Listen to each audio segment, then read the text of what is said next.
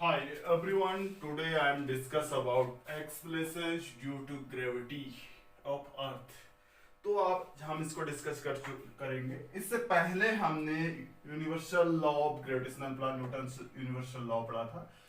तो आज acceleration due to gravity. अब होती क्या है ग्रेविटी? सबसे पहले ग्रेविटी होती क्या है देखो, न्यूटन का हमने क्या पढ़ा था, रूल पढ़ा था, लॉ ऑफ ग्रेविटेशनल पढ़ा था। उसमें क्या होता है, वो एक अट्रैक्टिव फोर्स होता है। देखिए जो न्यूटन का रूल पढ़ा था हमने, वो क्या होता है आपका, न्यूटन लॉ पढ़ा था हमने, Newton law of gravitational gravitational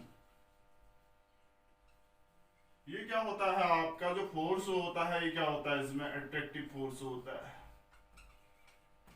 attractive force.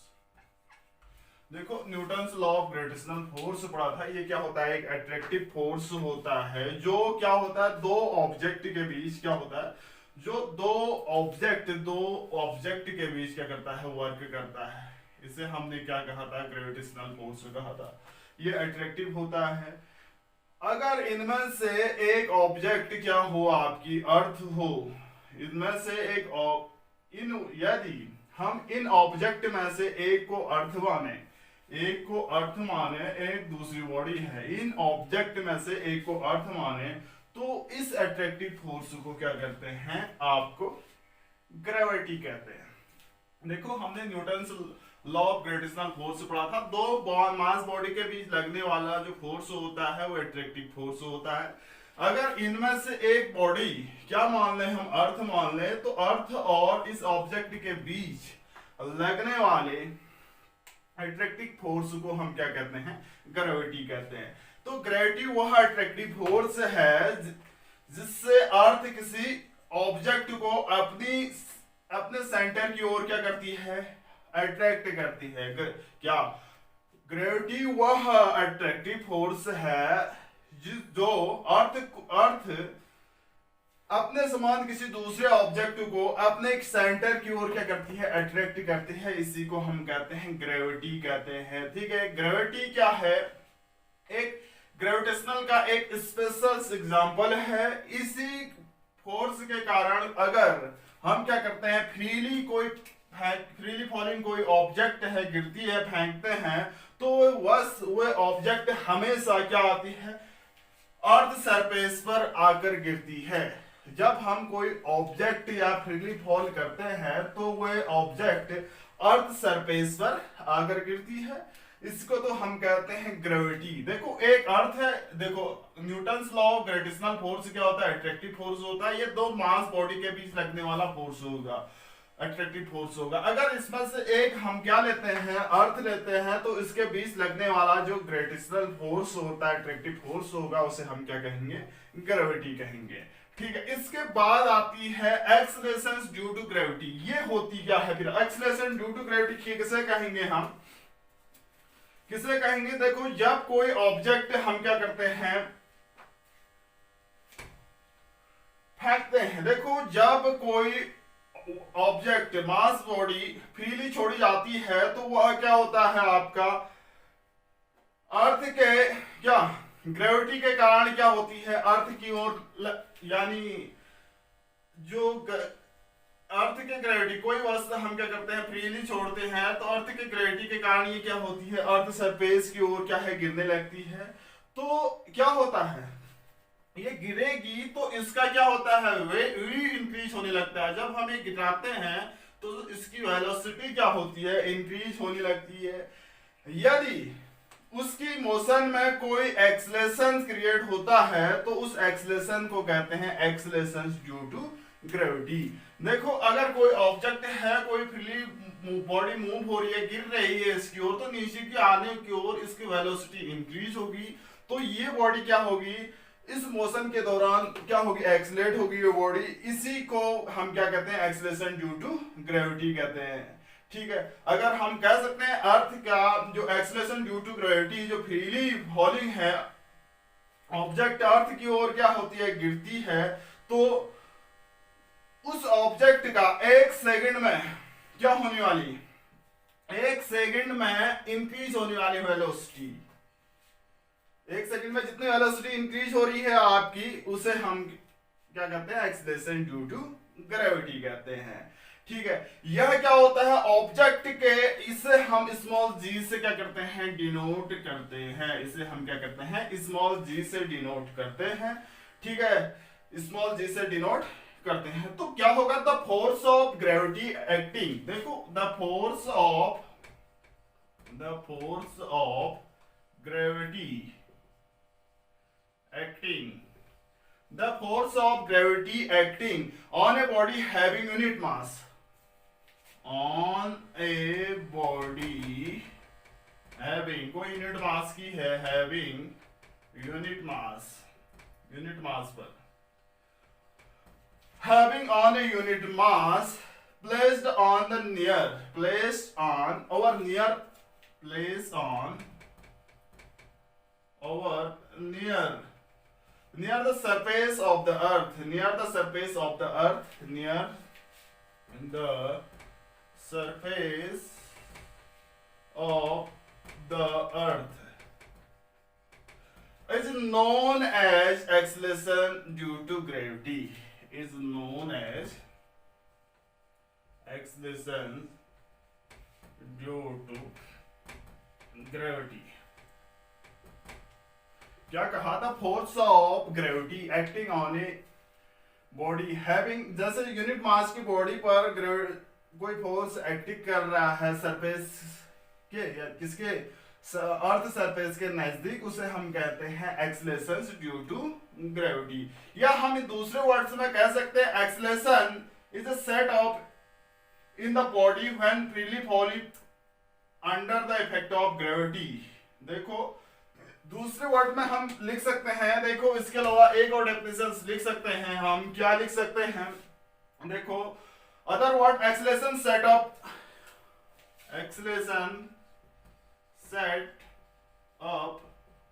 Acceleration set up in the body when, in the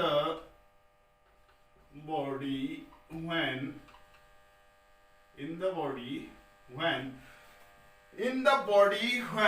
क्या, it falls freely under the effect of gravity, when it falls freely under the effect of gravity is called acceleration due to gravity।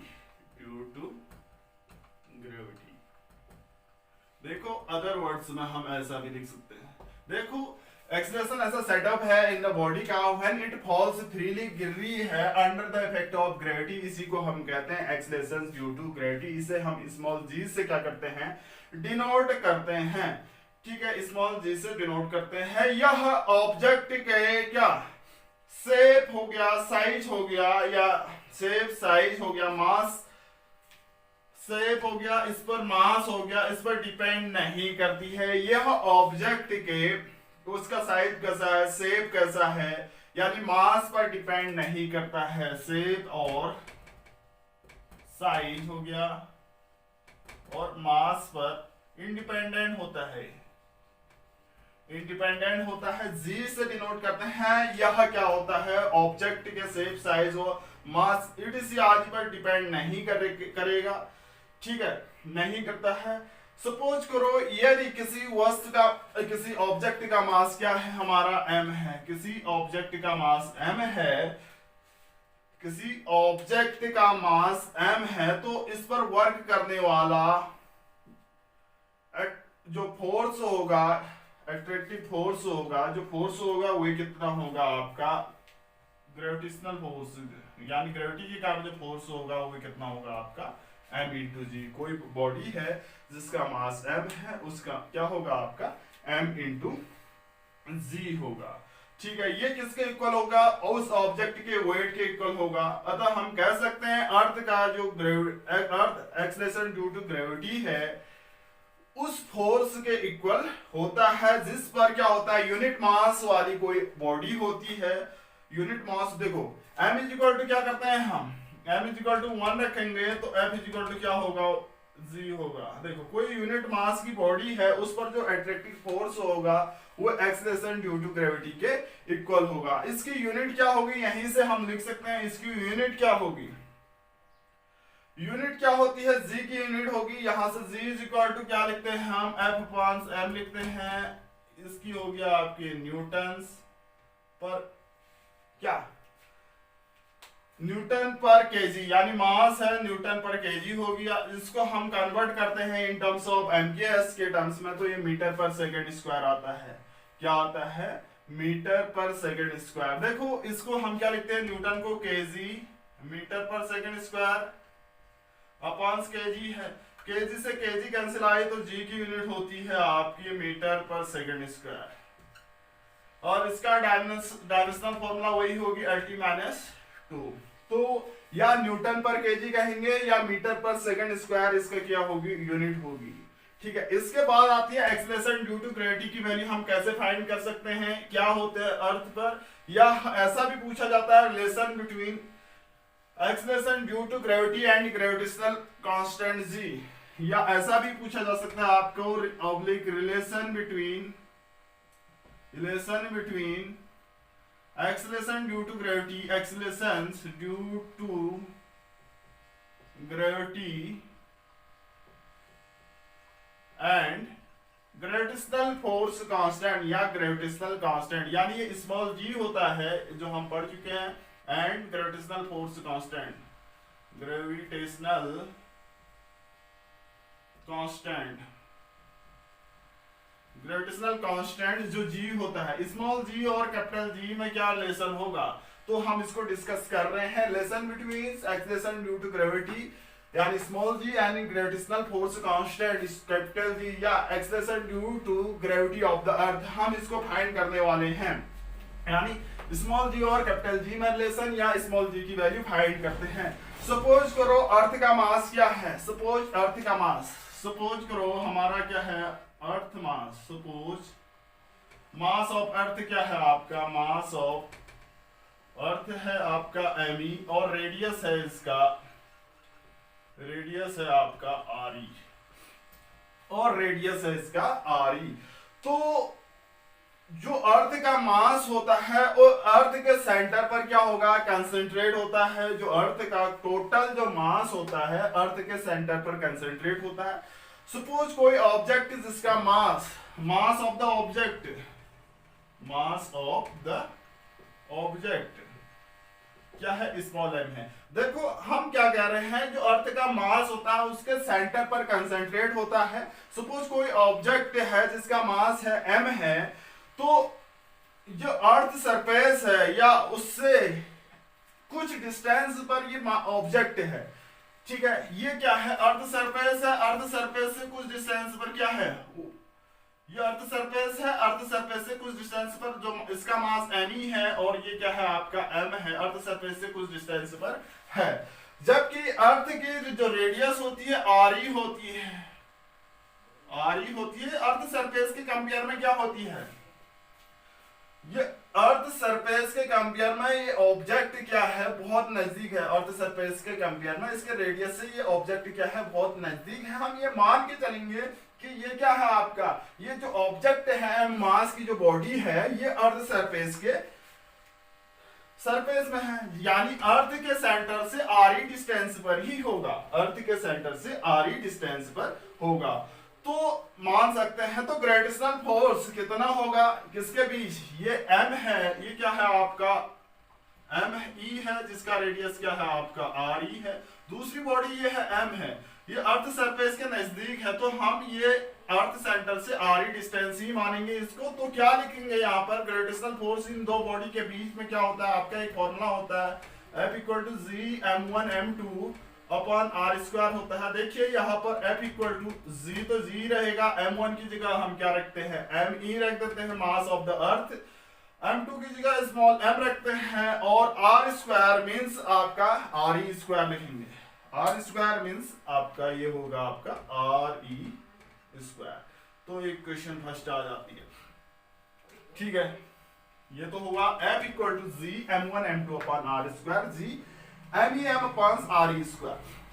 देखो इसके अलावा हम कहते हैं इस force F है, force जो F है, इसके कारण ही क्या होता है, जो ऑब्जेक्ट होता है एक्सीलरेटर, इस ऐप के कारण ही उस ऑब्जेक्ट में, इस ऐप के कारण ही इस ऑब्जेक्ट में, यानी इसमें क्या होता है, ये बॉडी एक्सलेट होती है इस फोर्स एफ के द्वारा। एफ के द्वारा इसमें क्या होता है, जी क्रिएट होता है। तो इसमें क्या होगा, एफ इक्वल टू क्या लिख सकते हैं, इसका मास एम है तो एम इंटू जी लिख सकते हैं। लिख सकते हैं क्यों लिखा, इस फोर्स के कारण ही इस ऑब्जेक्ट में एक्सीलरेशन क्रिएट होता है। तो फ्रॉम न्यूटन सेकंड लॉ से हम क्या लिख सकते हैं, न्यूटन सेकंड लॉ से, तो ऐसा लिख सकते हैं। ठीक है, क्यों, क्योंकि इस फोर्स के कारण ही इसमें क्या हो रहा है, एक्सीलरेशन क्रिएट हो रहा है, acceleration due to gravity create हो रही है। तो F equal to M into G. Equation 1 and 2 से, इक्वेशन 1 एंड 2 से हमारा क्या आ रहा है, m into G is equal to क्या होगा आपका, G M E M upon R E square. m से m कैंसिल आउट हुआ, दिस इंप्लाइज दैट, यहां से हमारा बन जा रहा है m से m कैंसिल आउट हुआ, तो दिस इंप्लाइज दैट ये बन रहा है हमारा g is equal to G M E upon R E square. तो ये क्या है, एक्सीलरेशन ड्यू टू ग्रेविटी की वैल्यू हुई, या हम इसे कहते हैं relation between small G and capital G में ये क्या आता है, रिलेशन आता है। तो इस फॉर्मूले में देखो, इस ये जो एक्सीलरेशन ड्यू टू ग्रेविटी है, जो गिर रही है वस्तु, जो ऑब्जेक्ट गिर रही है उसके मास पर डिपेंड नहीं कर रही है, m है, ये कैपिटल M ही है, ये R ही है, तो इस पर डिपेंड नहीं कर रही है। जो ऑब्जेक्ट गिर रहा है उस पर डिपेंड नहीं कर रही है। इससे क्लियर क्या होती है, जी की वैल्यू मास पर डिपेंड नहीं करती, स्मॉल जी की वैल्यू मास पर डिपेंड नहीं करती है। यह क्या होती है, डिफरेंट मास की, अगर हम डिफरेंट मास की दो ऑब्जेक्ट को हम एयर की एब्सेंस में गिराते हैं तो उसमें क्या होगा, आपका दोनों में सेम एक्सीलरेशन क्रिएट होगा। यदि वो एक ही हम हाइट से गिराते हैं तो एक साथ क्या होंगे, अर्थ पर गिरेंगे। एयर की एब्सेंस में अगर हम दो मास बॉडियों को गिराते हैं तो वही क्या होगा, इसमें सेम एक्सीलरेशन क्रिएट होगा और दोनों एक साथ कहां पर पहुंचेंगी, अर्थ पर पहुंचेंगी। तो एयर की प्रेजेंस में क्या होता है, इसमें बियोंसी इफेक्ट होता है, विस्कस फोर्स के कारण क्या होता है, ऑब्जेक्ट के क्या होते हैं, डिफरेंट क्या होते हैं, एक्सीलरेशन होते हैं। इस कंडीशन में हैवी ऑब्जेक्ट क्या होता है, पहले गिरती है। देखो ये तो हमने क्या कहा था, एयर की एब्सेंस में अगर दो ऑब्जेक्ट को हम गिराते हैं तो वो क्या होते हैं, सेम एक्सीलरेशन क्रिएट होगा, तो दोनों क्या होंगे, उसमें एक स्थान पर दोनों एक साथ पहुंचेंगे अर्थ सरफेस पर। अगर मैंने कहा क्या एयर की प्रेजेंस है तो उसमें डिफरेंट टाइप के फोर्स इफेक्ट होते हैं, बियॉन्सी इफेक्ट हो गया, विस्कस इफेक्ट हुआ एयर की प्रेजेंस में।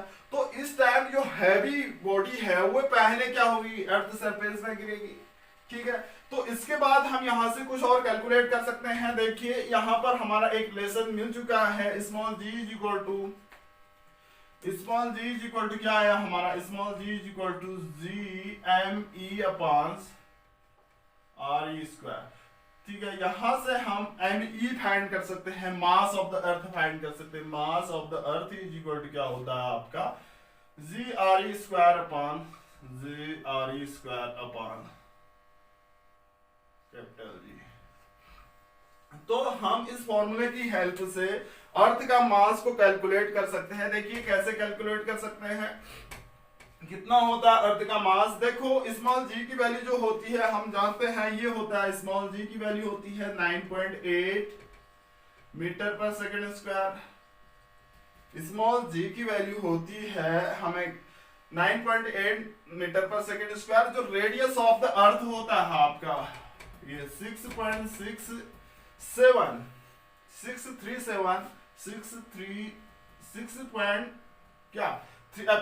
सकते हैं 37 इंटू 10 टू दी पावर क्या होता है 6 मीटर होता है, यानी अर्थ की रेडियस इतनी होती है 6.3 इंटू 10। और कैपिटल जी की वैल्यू हमें क्या होती है पता होती है, कैपिटल जी की वैल्यू क्या होती है 6.67 इंटू 10 टू दी पावर, देखो 6.67 इंटू 10 टू दी पावर -11 क्या केजी मीटर स्क्वायर पर न्यूटन मीटर स्क्वायर पर केजी स्क्वायर। ये क्या होती है आपकी, ये भी हम जानते हैं। Putting this value in equation first x, हम इक्वेशन एक्स में रखते हैं तो अर्थ का मास हम फाइंड कर सकते हैं। तो एम इज इक्वल टू क्या है आपका 9.8 into R E square means 6.37 into 10 to the power 6 का whole square upon capital G क्या आता है आपका 6.67 इंटू 10 टू द पावर -11।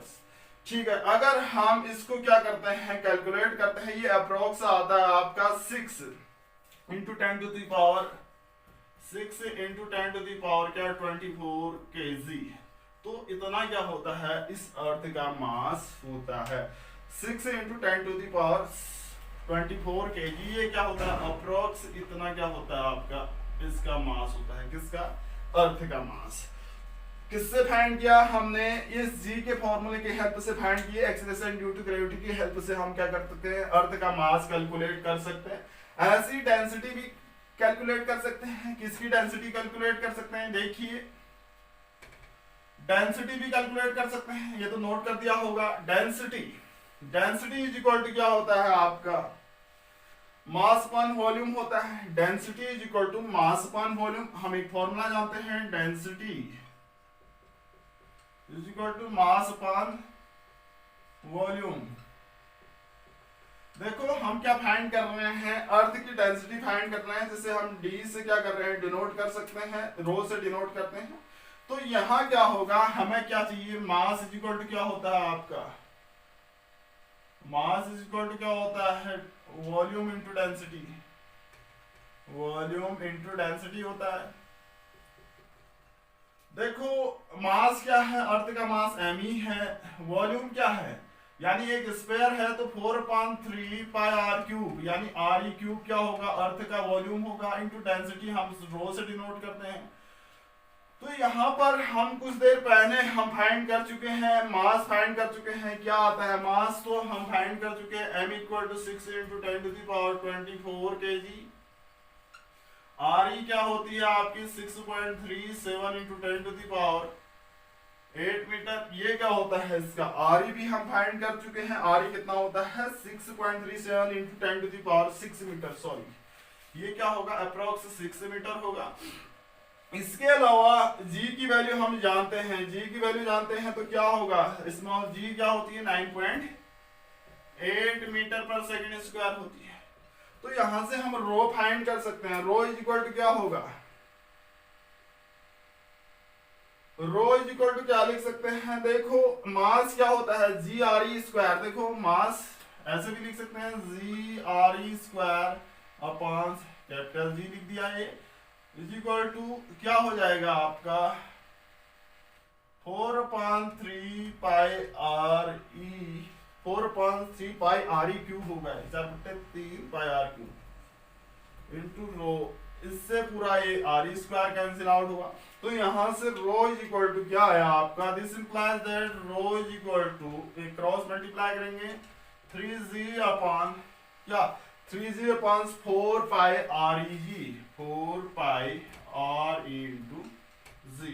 तो यहां से रो इज इक्वल टू क्या है density of earth 3 into 9.8 upon 4 into pi की वैल्यू 3.14 इंटू आर ई की वैल्यू हम जानते हैं 6.37 इंटू 10 टू द पावर 6